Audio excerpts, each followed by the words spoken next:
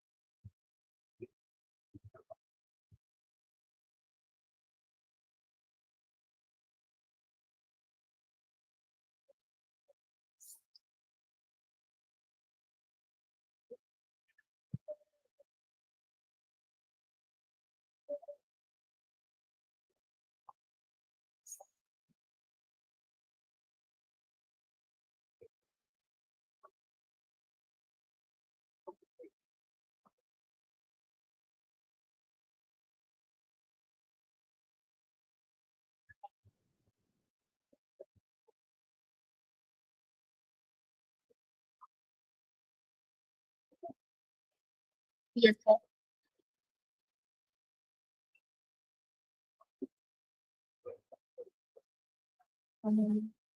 Shabra sir, are you there?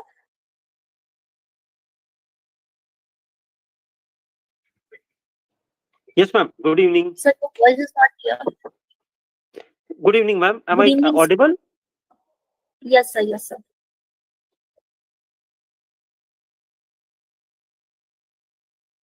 So, good evening, esteemed members of the Research Foundation of India, our distinguished session expert, Dr. Shesht Chabra sir, and dear participants.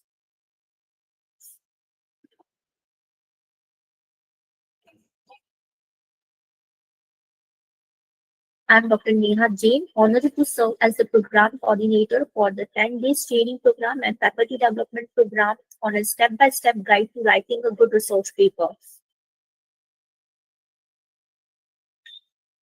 On behalf of the Research Foundation of India, I extend a heartfelt welcome to each of you. Today, on the seventh day of this FDP, we are privileged to host a session on the critical theme of resource design and sampling. We are delighted to have with us the highly accomplished and esteemed Dr. Shesht Chabra sir, a luminary in the field of research and education. It is indeed a to welcome such an expert of the Research Foundation of India. Welcome, sir. Thank you, Neha, ma'am. Thank you very much. Before we proceed, I would like to acknowledge the collaborative efforts that have made this educational endeavor possible. This initiative has been organized by the Research Foundation of India and RFI-CARE in association with Shod Malwa and City University, Punjab. We also extend our sincere gratitude to all our sponsors, JHRF, Academic Research Guide Association, and Edu Academic Inc. for their generous support. Now, allow me to introduce our distinguished expert, Dr. Chabra sir. Tanu, Is a distinguished figure in the field of education with over 2 decades of teaching experience that reflect his profound knowledge and expertise. Holding a PhD in labor welfare, his academic journey exemplifies an unwavering commitment to scholarly excellence. He is currently serving as an associate professor at Delhi College Business School in Indore. As an accomplished author and reviewer, his contributions are recognized on national and international platforms, shaping research discussions and fostering impactful transformations. His active affiliations with prestigious journals and editorial boards underscore his dedication to scholarly advancement. Additionally, his roles as a mentor and coordinator highlight his passion for fostering entrepreneurship and academic growth. Beyond these accomplishments, his involvement with professional associations and his stellar reputation as a session chair and facilitator showcase his exceptional leadership and expertise. His contributions have been recognized by esteemed organizations such as Rotary Club, Amity Business School, and EMG SSM Trust, further cementing his legacy of innovation and excellence. With that, I am delighted to invite Dr. thank you, Neha, ma'am. Thank you very much Chabra for your to kind commence this words. presentation. Thank you, Neha, ma'am. Thank you for your kind words. It's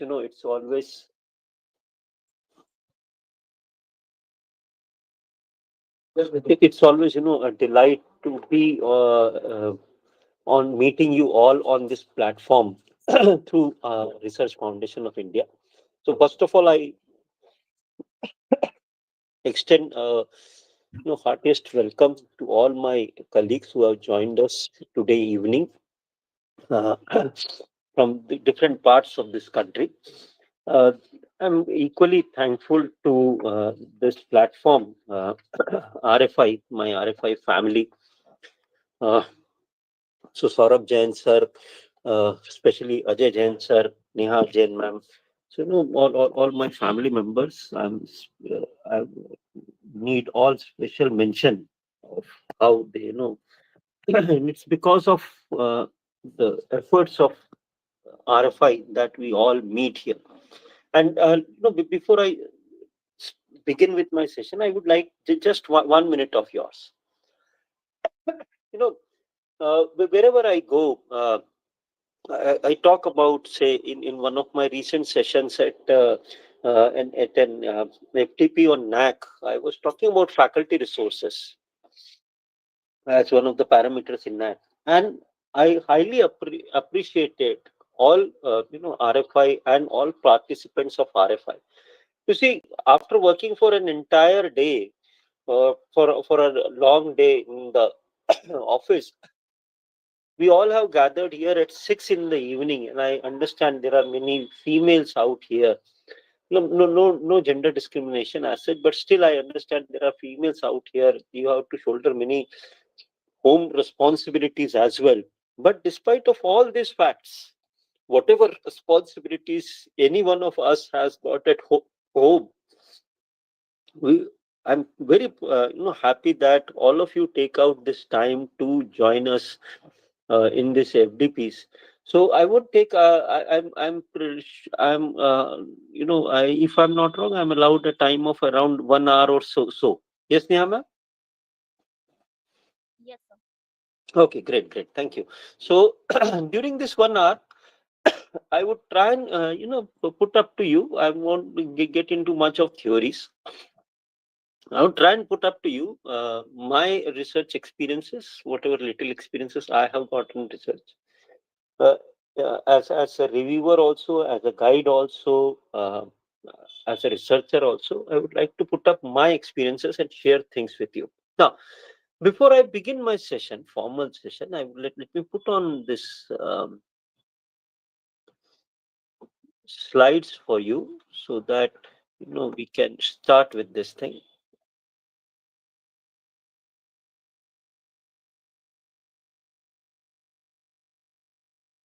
So this is what I would be talking to you. Now, before I start with my thing, let me, let me take a quick survey from you all. Uh, Out of this around 62 people who are listening to me as of now, how many of you are, say, research associate? Or how many of you are a research, say, scholar? Those who have registered for PhD? Okay, thank you. Kanchan, one has raised the hand. Kanchan ma'am, I believe. Yes, sir. I enrolled for the PhD researcher. Okay, great. Nitya Mohan, Deepika Desai ma'am, you also have raised your hand. Anyone else?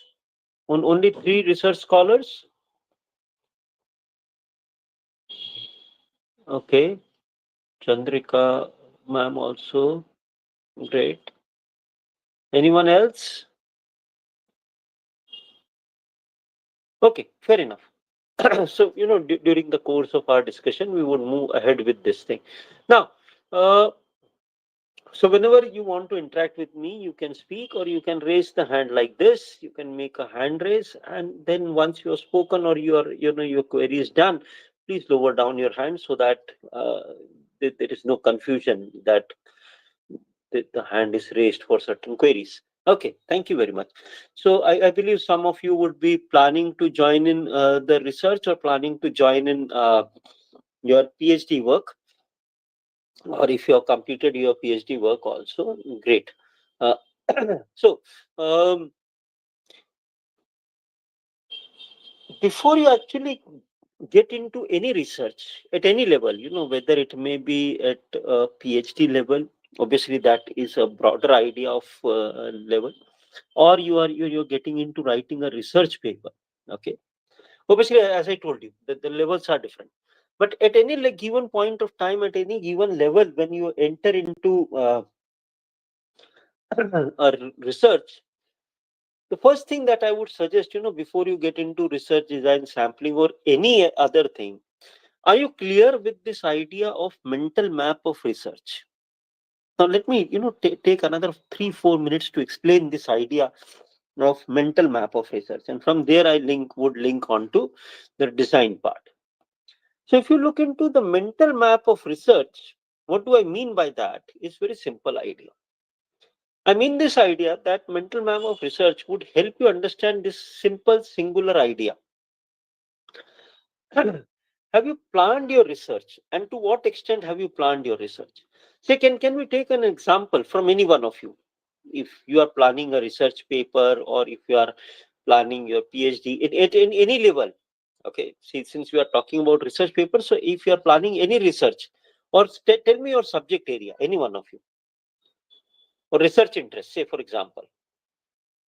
Yes, anyone, please. Chandrika ma'am or Sir, Kanchan ma'am. my research topic is wideband microstrip patch antenna. Ma'am, I'm really sorry, I missed on that. Sir, my research topic is wideband microstrip patch antenna. Okay, okay. Chandrika ma'am also has raised the hand. Yes, Chandrika ma'am.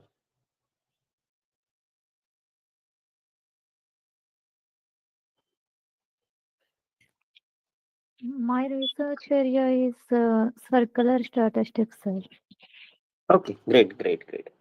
In any simpler example that I can explain that, that may be of common interest types. Say, for example, anyone from management background, or let's take a general understanding. Then shall I go ahead with a simpler example? Say, for example, I want to understand. I'm giving you a very very simple. simpler example, irrespective of any background, whether you come from an engineering or a non-engineering background, any one of them, probably this topic is something that you might have, you might have, it might interest you. Like, say, for example, we can talk about the OTT platforms. I want to do a research on OTT platforms. Okay, as a media, OTT have grown, strongly grown as medias. So I want to understand that OTT as a media, how effective is that media? Okay. So what all should I be writing in this? Or say I want to compare it between say OTT and cinema theaters. That's a very, very normal type of a comparison that I can make. Yes. So I believe all of you can be a sample to me.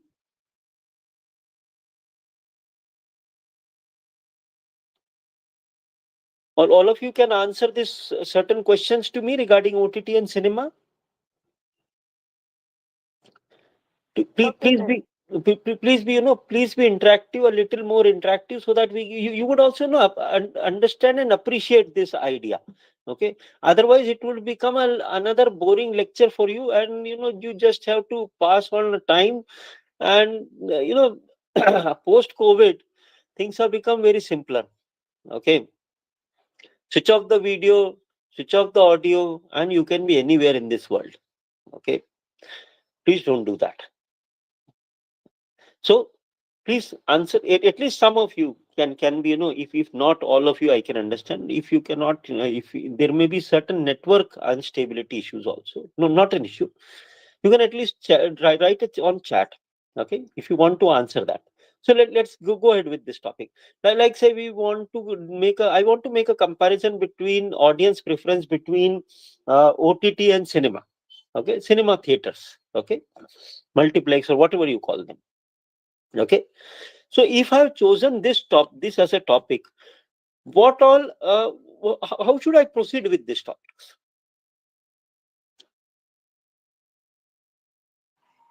Anyone? So first we should note the Okay. population of Sha- movie watchers. Like Shajia ma'am, let's go very simple. Let's go very simple. Okay, I'm talking in a very layman language. Forget about research Sir, now.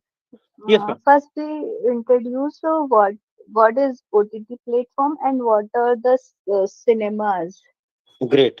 Okay, this I can write in introduction. Yes. Yeah, this Okay, will great. we will write in Then introduction. what after introduction, ma'am? What after Uh, introduction? After introduction, uh, which public may use this platform? This type of public may use this Literature review, sir. platform. Yeah, Literature review. literature That's will great. review. Literature review. Absolutely great, Jyoti ma'am. So literature review, and that would help me in understanding what can be done. And then what would come up? Shajia ma'am was saying something regarding the research. Yes, Shajia ma'am. huh. So the research methodology will come, like what The will be the RM part sample, would come. What right? would be the sample and things like that. Then followed by this, Then we'll frame a hypothesis. you would frame hypothesis. Okay, based on your review of literature, what Jyoti ma'am just said, you would frame hypothesis. Then you would frame a questionnaire, and things would work accordingly. Okay, so that is what would lead to a finding, then discussions, and finally a conclusion. Okay, drawing a comparison between OTT and this thing. Okay, now this is a very broader idea of any topic that you want to do. Let's go more precise. What would I look into an OTT and cinema? What do I want to see that the watching preference of the audience? And if I want to see the watching preference of the audience, then what result I would draw from it? Say, if I ask you, any one of you, how many times you visit a cinema hall, say during the last 1 month? How many times in any one of you?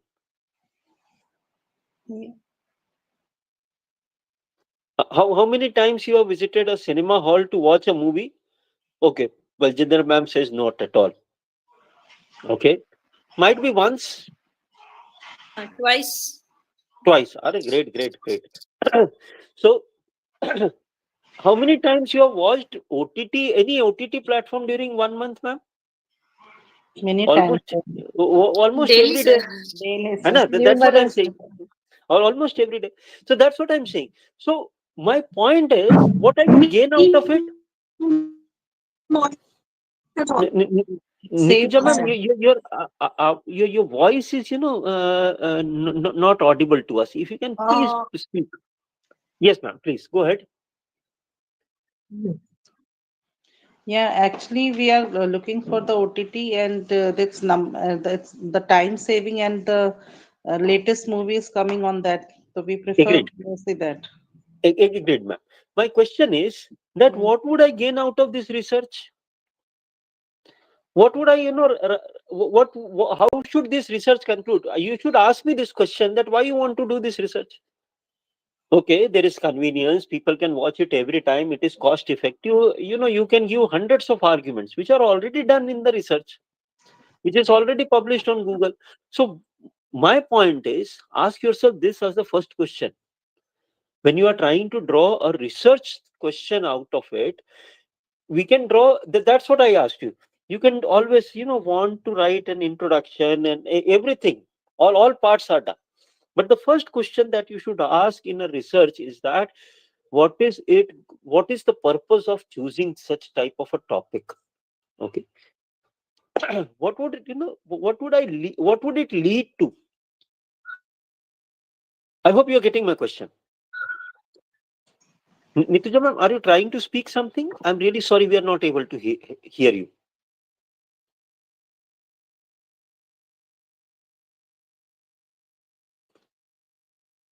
Okay, so I hope my point is clear. So you need to have that idea in your mind before you start any research, largely in terms of your PhD, or even in terms of your research paper, that what is that you would like to draw from this research. Because based on that, you would frame your questionnaires, you would, what Sajia ma'am was telling, you would frame your hypothesis and whatnot. Everything would be based on this idea. I'm not talking about the topic, please understand this thing. Topic can be loosely framed at the start, and then it can be, made it up. My larger idea telling you is that start with a mental map of the research, because once you are clear with the mental map, then you would be, this thing would make things more better, because now you would be moving on to this conclusion, or now you would be moving on to this idea what Shajia ma'am was telling us, that how should I go further with this idea. What would I gain from audience point of view? Obviously I would be looking into that, why you want to use more of OTT and less of cinemas. That is not, that is already published research. Why should you waste another pen, paper, and time of people, or make creating Google forms and sending it to people to answer similar questions which are already explored by research. Okay, so Sir, is it hey, for the people to reach, matlab, to reach many of the peoples, even in the rural areas? Yeah, more people can. agreed, agreed, ma'am. Now you are getting my question. That you need to make it meaningful at the first place. Okay, that what is that I would be exactly before you actually start investigation, because most of us, research means getting a questionnaire, getting some statistical test, and then we start. My point is, before you actually get into statistics, questionnaire, data, and things like that, before you get immersed into all these things, please understand the first is that what exactly is that we want to look into, and why you want to look into this. Okay, because many good reviewers would like to know this genesis, would like to know this very idea of research from you. Leave apart the RM, and they would question everything. Okay, they would question the review part, they would question the RM part and your findings and what test, what not, and they would make up technical questions. Agreed. But first look into this idea, that does this research, because what would be the idea of this research? I'm not saying that what would be the purpose of this research, or would that research be instrumental in something, may not be, but at least pinpoint an idea. Now that idea, with that idea, you can fix up the topic. With that idea, you can fix up the data. With that idea, you can fix up hypothesis. Everything from flow from that idea. That's the reason I started telling you, before you get on to jump on to research design, prepare a mental map of research. Now you would have a better clarity of what exactly you are looking forward to. Once you know that what exactly I am searching, what exactly is that I am seeking, now you would connect. Now you would have a research design. Okay. Say for example, let's make it more simpler. I want to have a house. Okay. Is it good enough to tell this thing? If say one of you is a builder, I approach you and I said, I want to have a house. Would that solve my problem of not having a house? Or would you be interested in asking some more questions to me? Yes. If you are from construction field and I, as a client, I come to you and say you that I want a house. Do you have any other question for me?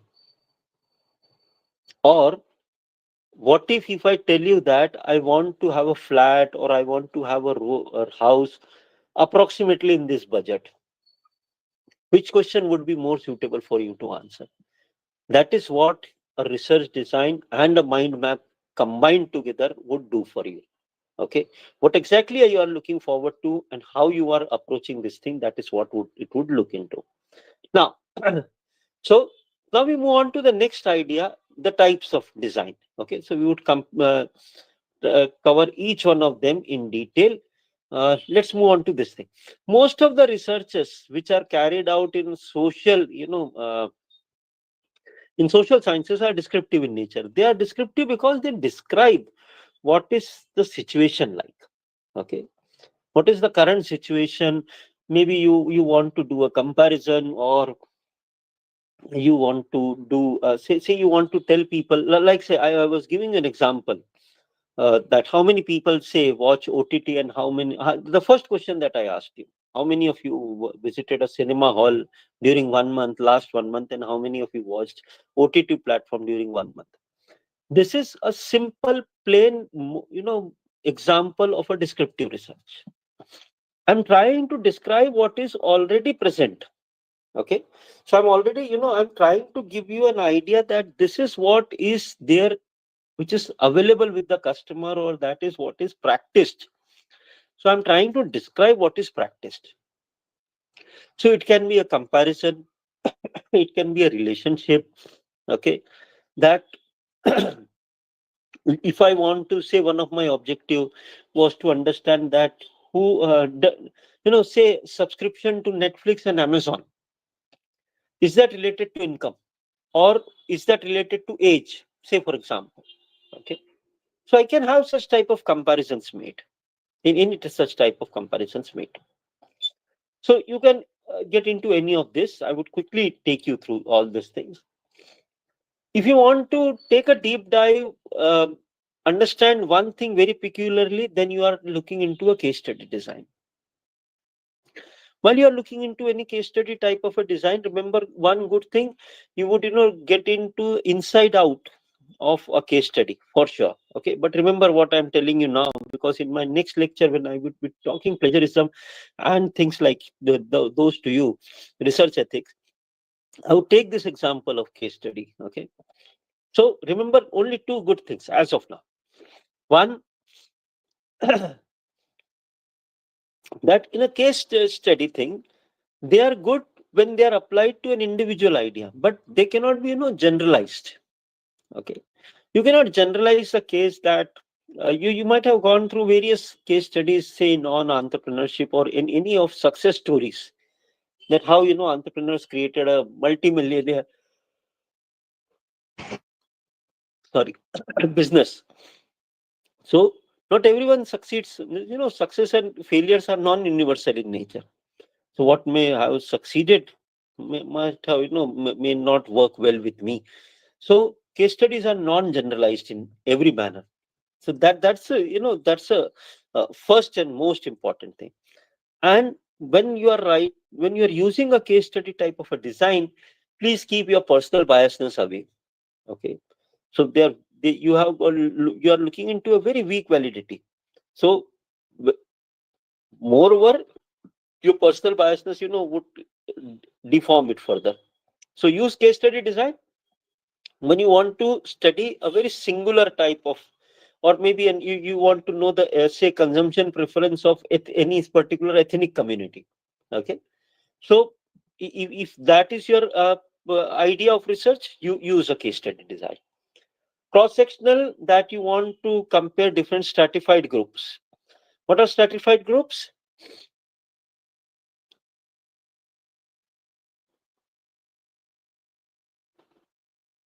Subgroups. Okay, great. Can you explain that, Shajia ma'am, further? I mean, within a big population, you are selecting a certain group of uh, Okay. people. Say, put it in simple words.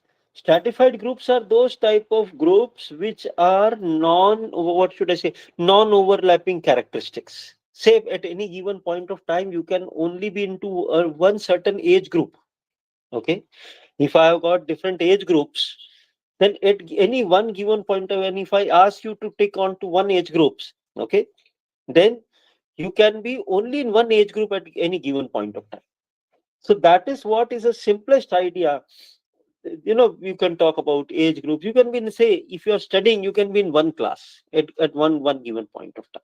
You cannot be in different classes at the same time. Okay.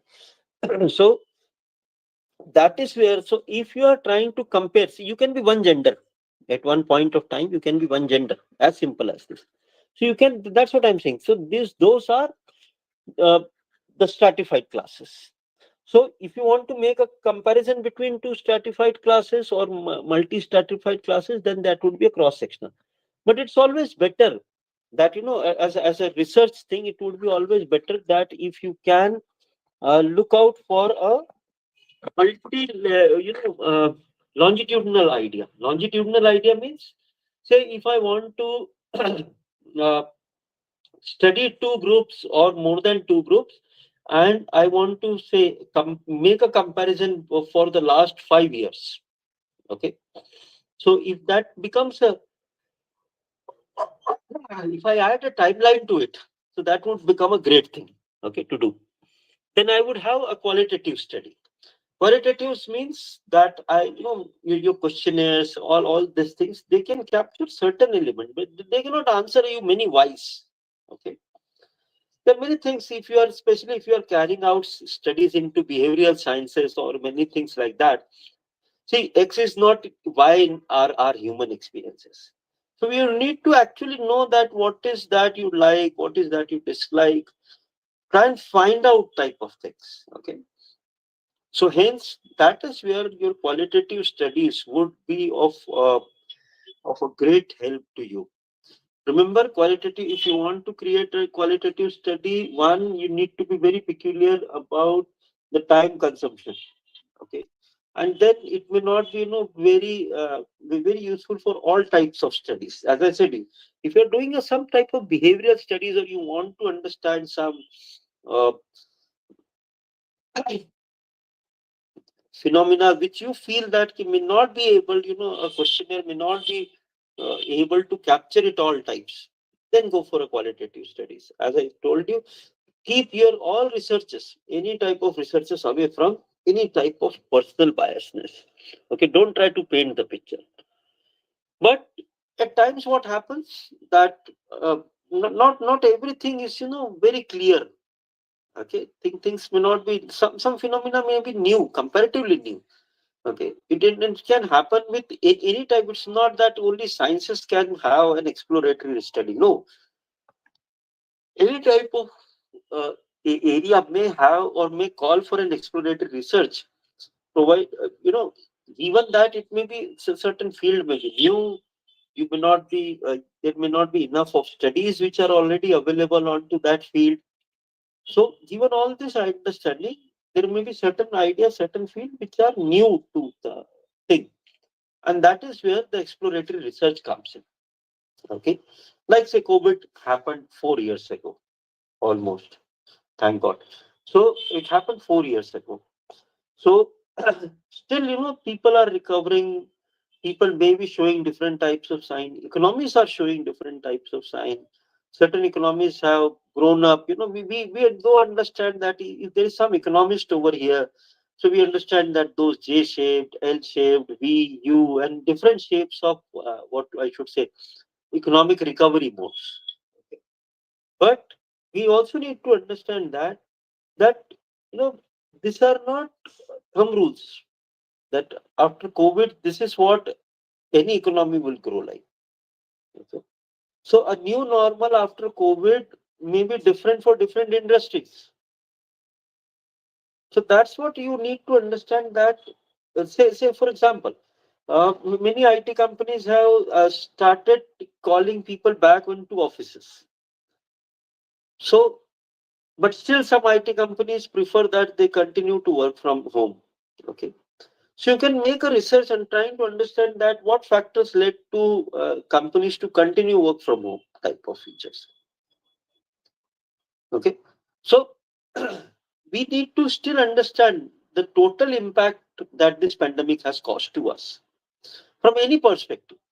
Okay, you can choose your perspective. So maybe that that may be of an idea of an exploration. Okay, obviously explorations are very risky type of thing because there is no proven track. So you have to chart your own way. So you may be right, you may be wrong.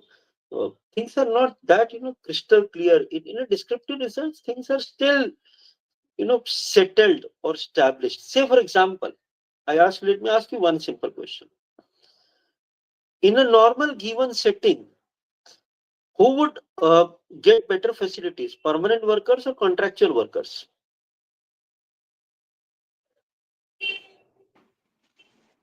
Permanent. That's the simple idea. Okay. So that means, do you need to explore this idea? No, you don't need to explore this idea. This is a part of descriptive thing. Okay. Now, so look out for that thing that wherein you, so this is a, this route is already charted.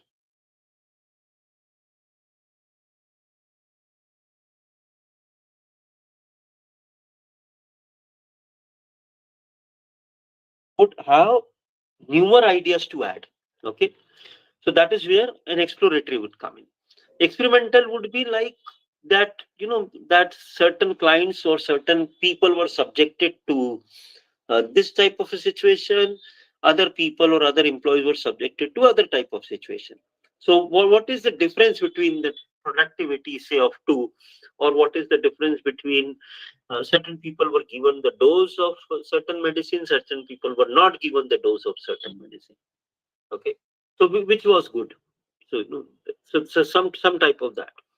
So that is where an experimental research can take place. The example that you can see on your screen, remember those leaves, okay, leaf experiment that we all studied during our EVS classes. That take a leaf, cover a certain portion of leaf with aluminum foil, and after a few days you would find that decolorization happens. Okay, so hence proved that because the leaf which was under the sun is still holding a green color. So that's how that's how you do an experimental design. Okay, so experiment again, you see, the most important criteria is that you have to choose an appropriate design. Okay, how to go about it, let's understand this. And before we get it, let's do a quick on this thing. You can always look out for a mixed design combination. Okay. That as to how you can mix two or more designs to understand. And most of the combination would be, I would suggest this, that go with quantitative qualitative type of a combination, because a quantitative qualitative combination would tell you not only that how the data is, but it would also try and tell you that what the data may be.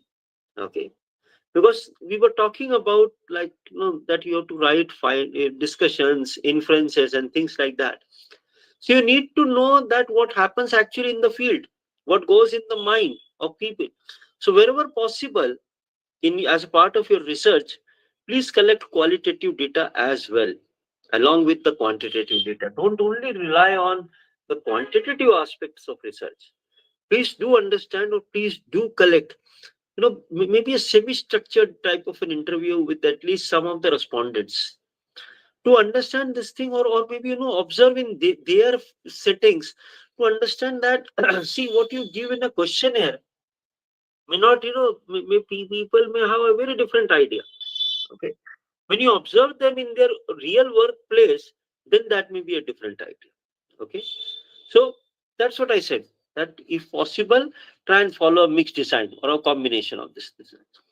And then obviously, research design, choosing research design would mean that what is that you are trying to uncover, like what is your research area, then what is your research topic.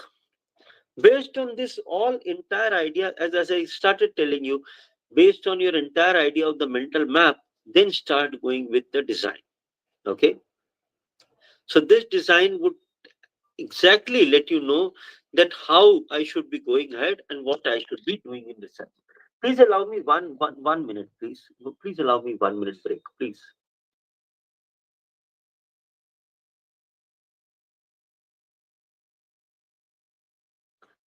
Okay, I'm sorry, I'm not too good with my throat. So, you need to understand that what type of design would be of uh, optimal utilization for us. Okay, so any questions in design before I move ahead with my last part of it?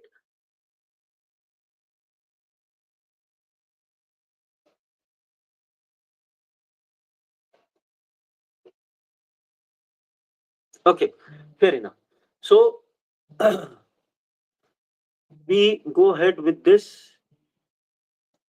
One minute, please.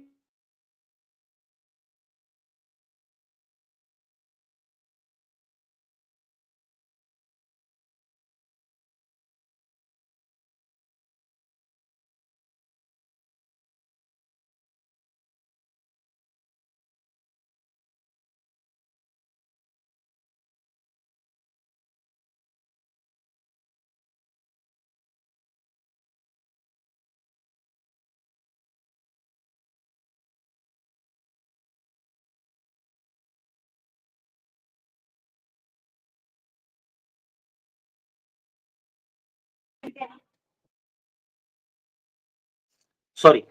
So now we come on to the last part of it, sampling and distribution. So we understand, Sajia ma'am was telling us that population. So population would simply mean that an understanding that, say, if your research topic is, again, then we carry on with the same example, OTT and cinema. So if this is your research topic, then who is your population? So what it says, population are any people who have got a similar type of an interest. So that means anyone who has got a subscription of OTT, okay, and I believe that obviously the person would be watching a cinema or would have gone to a cinema theater as well. Okay. So since I've taken a very general type of a population, so what do you feel? Who can be my population? Anyone? Yes? Largely I'm saying. So I say, if I say that all 68 people present over here are my population, am I right? Yes, Okay, sir. great. Okay, so now, but there may be chances that, say we are talking about a smaller group of 68, 70 people. Say if this is the only group, okay, this is the only group, then with these characteristics, then what should I do? I should ask the questions to everyone. Then everyone is my respondent. This is what we mean by a census. So remember, whenever you have got a niche market type of a problem, or whenever your population size is very limited, then you have to do a census. You have to study every member of a population. Okay, but at times, if I expand this idea, then what would happen? the general idea would be that there are thousands and thousands of people around, maybe in your even in your city also, who watch, who can fit into my criteria of population. Now I cannot go to thousands and thousands to answer my questions. Okay, so what I would do, I would pick up some people to answer it, and that some people would become my sample. Okay. Now, before I would answer, no, I would like to focus only on two things when it comes, three things when it comes to sampling. First, remember one, the first point. Sample should be, a true representative of population. Please understand this first idea. What do I mean by that? This idea that sample should be a true representative of population. Let me explain it quickly to you. It says that sample should be a true representative of population in the same sense that it should have the similar criteria as the population has. One, two, you know, the proportion that this population has. Say, for example, if I'm carrying certain age based on, say, age group, okay, then this age group population should be largely based on the age group of distribution in that population. I hope you are getting my point.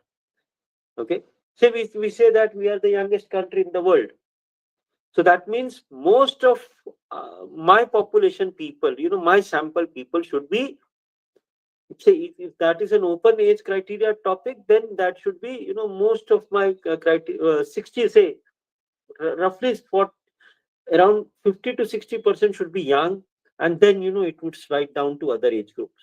Agreed? So that's how it should be, matching. That's what I mean. That sample should be, in accordance, or it should be matching to the population types. Okay. This is my first idea. Second, you can pick up any of these sampling techniques. Obviously, you understand that random samples are most effective, or most, like, say, trustworthy types. Okay, as compared to non-randoms. So you can pick up any of these techniques to choose a random sample. Say you can talk about simple random samples. So when you are talking about simple randoms, you have got, say, I can ask any one of you to answer a question. Okay. Say, let's take an example. Uh,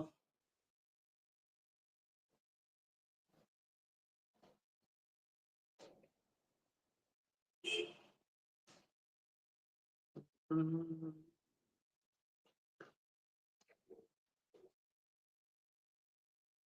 say, for example, Baljinder Kaur ma'am.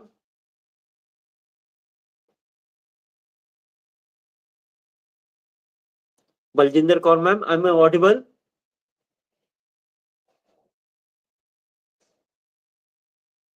Okay, I believe ma'am has some issues. So let me ask some. Yes, she replied yes. Okay. This is the simplest way of finding out a simple random sample. Okay. And in the class of, say, 70, 74 people who are there, okay, you can ask voice a question to any one of them. And so you have got, okay, no, not an issue, not an issue, ma'am. Okay. It's good that while traveling also, you are attending this lecture. That's good on your part. So, so you can ask, you I have got a list of participants with me, and then I can ask anyone. That is the simplest idea of random samples. Simple random. In a stratified, we have already talked. Sajid ma'am has given us an idea that what are stratified things. I have already given you things. So you can choose it proportionately. That, okay, out of 400 samples, say I want to do a research on how was the performance. I want to draw a comparison between how was the performance between different, say, subjects of class plus 2, 10 plus 2 times. So I can ask that question. So I can, I can choose, say, 100, 100, 100 out of it. That can be a proportion, that can be a simple type of thing, or I can use it disproportionately. Okay. So based on that, that, how many people have actually appeared into class 12th. So say, by default, the highest number would be, say, in science, then followed by commerce and things like that. So I can choose that exactly. Systematic random samples would be something like, let me show you an example of systematic randoms. Say, for example, I want to have, I want to look into 10,000 purchase orders, and out of that 10,000 purchase order, I want to pick up any 50 to study. Okay. So any 50 would be like this. Something, it would be appearing something like this, any 50 times. Okay. So that's how you would be choosing that thing. So out of divided by that, so every 200th person can be my sample. Okay. So random samples would work better, or I can look into clusters. Clusters are area based samples. Okay. So those area based samples are, say for example, if you want to study something which is a geographically distributed area, okay, something from a geographically distributed area, then go for a cluster. Okay. So that would be always good, that if you go for, say, you want to study customer satisfaction of a certain bank. Okay. So so you have to choose people from different branches of the same bank. Okay. Because people may have, if you look into your own area, so you would have people different with banking, different banking needs, different type of banking accounts, different type of people having a different understanding of banking. So all this can happen. That's what I'm saying, that this all is possible, since we have. So if you want to do a research like this, go ahead with a cluster based sample. So anything that you find is a geographical spread type of, characteristics are geographically spread, go for a cluster sample. Okay. So these are all random samples. Non-random samples, easy to pick up, that, I would ask who all would answer. Simple. I would not mind asking anyone other than that. So if I look at you and if I feel that, okay, he or she can help me with my research, I would go and ask them a question. So that becomes a convenient sample. You go by, maybe an expert choice type of thing, that becomes a judgment sampling. Say you want to buy a land. Okay. So if you want to buy a land, you can ask an agriculture specialist. Okay. Or maybe an existing farmer, or some person whom you think would have a better knowledge of farming and things like that, so he can, better guide you on a farm while purchasing a farmland. So that's how, you can pick up a judgmental sample. You fix up a quota of like this much people I need to achieve in samples, and you keep working till you achieve, certain quota is achieved. Snowball samples. How see, if a gang has committed a crime, okay, if a gang has committed a crime, how will police catch the gang?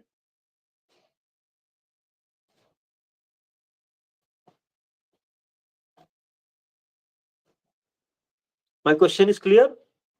If a gang has committed a crime, how would police catch up?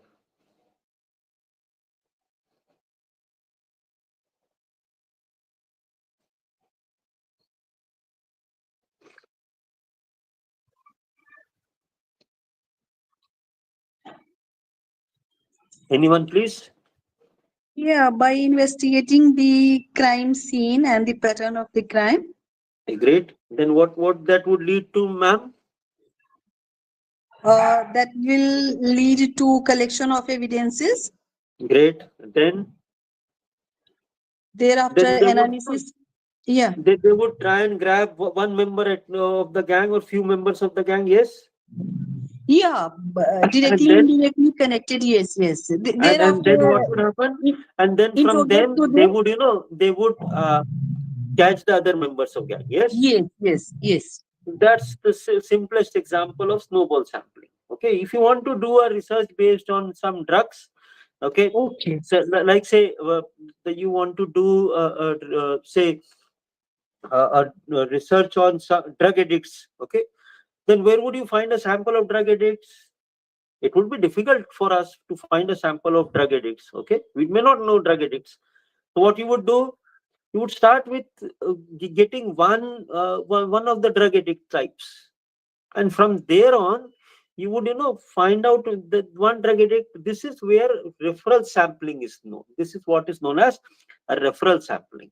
Okay, that if you have got reference of one, then from that reference of one you can catch hold of others. Okay, so one would refer you to another one. So that's how a snowball sample works.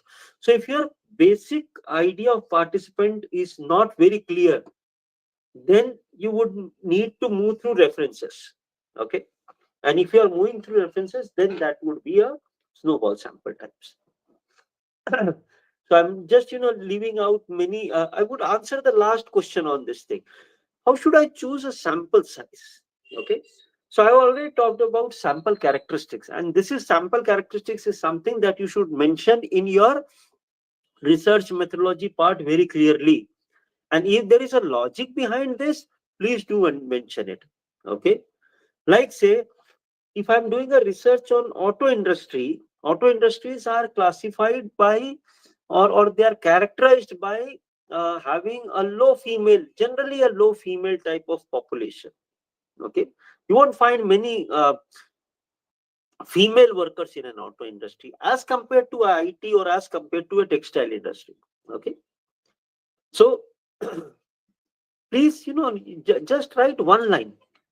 As a reviewer, I am telling you, this would solve many problems of yours. This would solve many questions from the reviewers. Why this? Why not this? How you arrived at this population? How you have not got into this thing? So, one lines, many one-liners of yours, or one things of yours, one line explanation of yours onto how your sample characteristics would help solve many problems. That is the first idea of sample characteristics. Now, answering back the last question to you, how should I pick up my sample size? How much is too much? Okay. What should I write? When I'm planning a research, how much sample should I take? One. The simplest idea is that just pick up a sample size based on your topic of research. I received a paper from, I believe, Philippines, and it had it said that certain workers, how workers behave, or certain workers, how do they do in Philippines or something like that. Okay, so he was talking about the entire Philippines. What is the sample size that you would expect if a person is talking about the entire Philippines? What is the sample size that you would expect?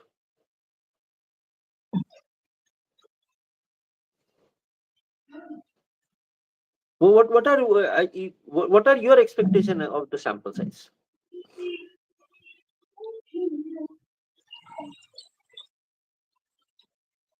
Anyone? That it will be large.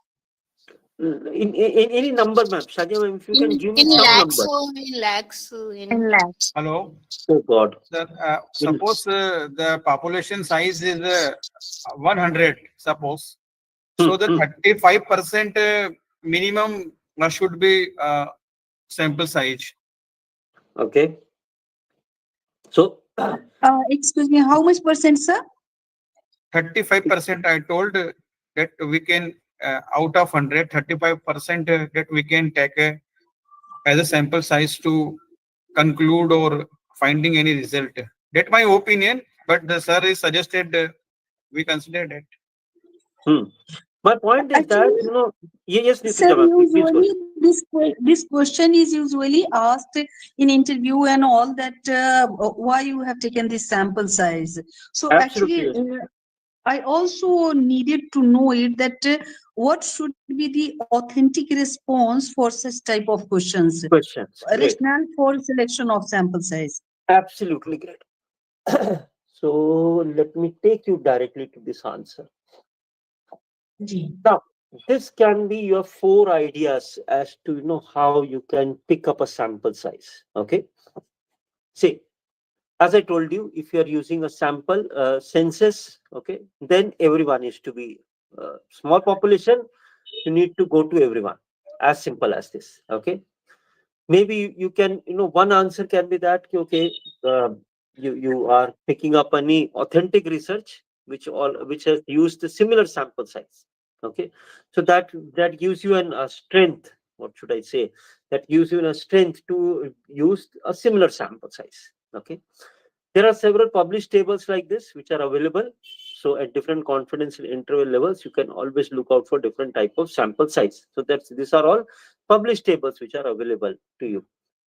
Or I would suggest you that why don't you use certain type of an equation, or maybe a sample calculator which are available on to see in practical life situation. You don't know that what would be the say standard deviation of the population. You may not be that may not be known to us in practical life situations. Okay, so there are calculators which are available to you, which would suggest you that if the 1 lakh is your population, then what should be say the population sample that you should be picking up. Okay, so roughly it would be like out of 1 lakh, it would be roughly, if you make a calculation, it would be roughly around 300 or 300 odd numbers. Okay, so if you have got the population of the area in which you are doing that, one, two, the characteristics of the population of again of the area that you are getting onto. So this two, along with this explanation, Neetu ma'am, that what you can what you can actually present it to the interviewers or any one of them to justify your sample size. One, that is point number one. Point number Okay. two is that the more is the better. Okay, please understand this thing. In statistics, if I want to say, I would bring you again to my example. If you want Okay. to talk about, say, a population of Philippines, or you want to talk about, or if I want to say about anything related to Philippines, say workers of Philippines, then do you think that 160 population is enough? Or 160 sample is enough? I'm sorry. No. I believe that should not suffice. 160 is not Hmm. sufficient. Okay. So given the idea of population, okay, how you can claim that 160 is sufficient? Plus, again, how is say for example, let's change the research topic a bit. I want to talk about, say, the Fortune 500. I want to talk leadership from the Fortune 500 companies which are working in India. Then what would be expected sample size of mine?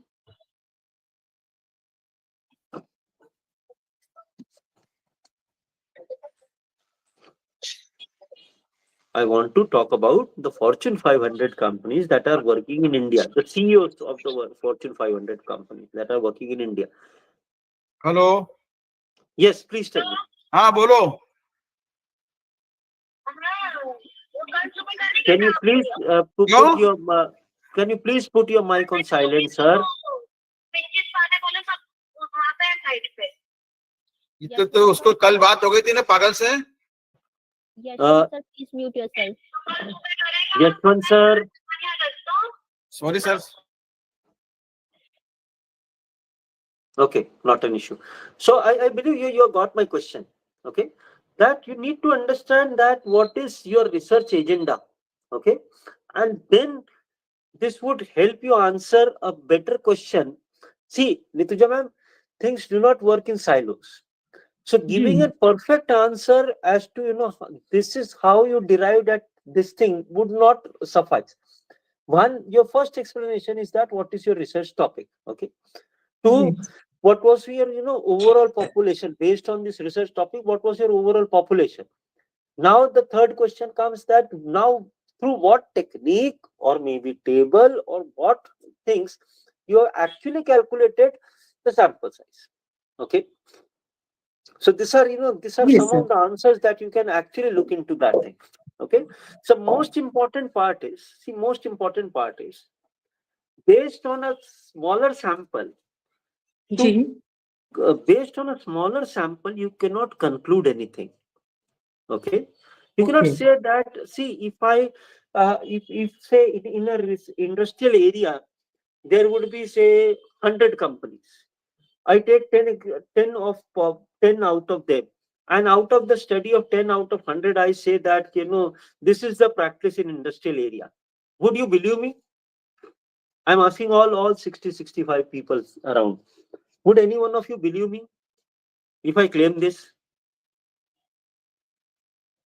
Based on the study of 10, that means 10% out of 100, then you would like to know many things from me. That's what I'm saying. That keep in mind, I repeat your topic. Two, what is that you are measuring? Okay. Three, what is the population size? Four, does the sample, forget about the size, does the sample is a true representative of population? I have already discussed this. And fifth and most important, how are you going to establish the external validity? If can people take your research as authentic? Can people actually believe your research to be authentic? If not, forget about it. Okay.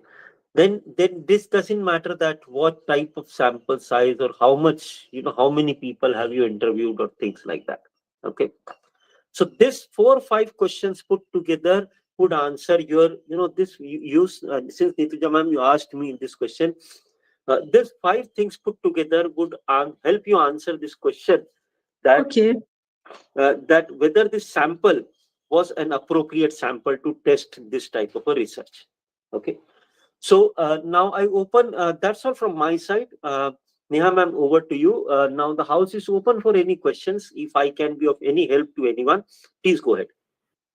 Sir, I have a question. Yes, please, ma'am. When the population is unknown, Yeah, so like ma'am, how at some to point of time, go about it? agreed, Sadia ma'am, but at some point of time, estimating of some estimates of populations can be drawn. Like from your own, like the example which you gave, like the moviegoers and OTT platform users. Ma'am, So see, how to agreed. find out that Agreed. OTT Ma'am, see, population? what would happen? I tell you that thing. What would happen? Like, say, I can see, there are many published research, or there are many, say, magazine, many magazines carry this article that how many are the, or say, government information and broadcast ministry would have this data as to how many OTT platforms, are active in, say, in India. Or if I want to do a certain research in a certain state, how many OTT platforms are active and how many subscribers, number of subscribers in that particular area or some particular state or a particular country. Or at least I can file an RTI. I can, spend 10 or 20 rupees and ask them certain questions pertinent to my research. That would help me estimate. See, at least I can get a source of data, secondary source of data, which is authentic and established. So that would help me at least, gauge the population, because I can't just, blindly follow some scheme. This is what my point is. I've seen areas, ma'am, Sajay ma'am, you're right, that there can be certain areas where the known populations are only estimates. Okay, you don't have the precise number of population. Your population estimate. So based on that estimate problem, but provided that resources are authentic, go ahead with that as a population. You can quote that in your research and go ahead. Okay, sir. Thank you. Thank you, ma'am. And still, some of my 1 or 2 students of mine have obtained this data directly from ministries through RTI. And this is some data which is, people won't mind sharing with you. These are simple RTI questions. Thank you so much, sir, for your answer. Thank you, ma'am. Thank you. Yes. Yes, Any further questions? any other participant? Okay. Thank you very much, all dear participants. All my respected colleagues. It was great talking to you. I would see you again with my new topic or new idea onto this thing when we talk about research ethics and plagiarism. Over to you, Neha ma'am. Once again, thank you, Neha ma'am, for this conduction, and thank you to everyone.